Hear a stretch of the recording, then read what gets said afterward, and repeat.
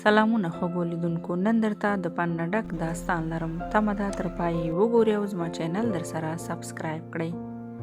د ښځې خاوند مسافر و. 3 کاله وروسته یې میرمنې ته یو لیک ولېږه چې پکې یې لیکلي وو: زما ګرانې، زه په سبا ورځ بیرته کور ته درستنېږم، زما په تمه اوسه.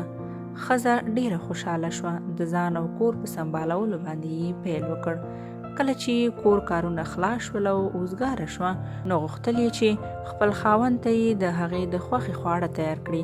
یو څو پیسې یې راواخیستې او په داسې حالت له کور څخه ووته چې شدیده واوره ورېده او هوا ډېره سړه وه. پلورنځي ته ورسېده او د اړتیا وړ توکي یې واخیستل او بیرته د کور په لور روانه شوه. د لارې په اوږدو کې یوه بوډۍ او یو بوډا په مخ ورغلل او دې ښځې ته یې وویل: ګرانې لورجانې، یخ وهلی یو، د مودو وږي تږي یو. ښځه مې نوره د لوږې د زغملو توان نه لري، هیله کوم مرسته راسره وکړه. ښځې ورته وویل: له ما سره کوم څه نور نشته چې تاسې ته یې درکړم، او دا خواړه مې هم خپلو میلمنو لپاره اخیستي دي. بوډا سړی ورته وویل: سمه ده، مننه کوم لورجانې. بوډۍ ښځه او بوډا سړی دواړه سره روان شول. ښځه هم زړه نازړه له دواړو څخه روانه شوه، خو زړه یې ډېر نارامه و چې له دوی سره یې مرسته ونه شوی کولی. بیرته ستنه شوه او غږ یې وکړ: صبر وکړئ بابا جانه. اخیستل شوي ټول خواړه یې ورکړل او خپله چپنه یې د بوډۍ ښځې په اوږو واچوله. دواړو بېوزلو ورته دعا وکړه چې لورې بوره مه شې، خاوند دې ژوندی واوسه، خوشحاله اوسې، او بیا دواړه سره روان شول.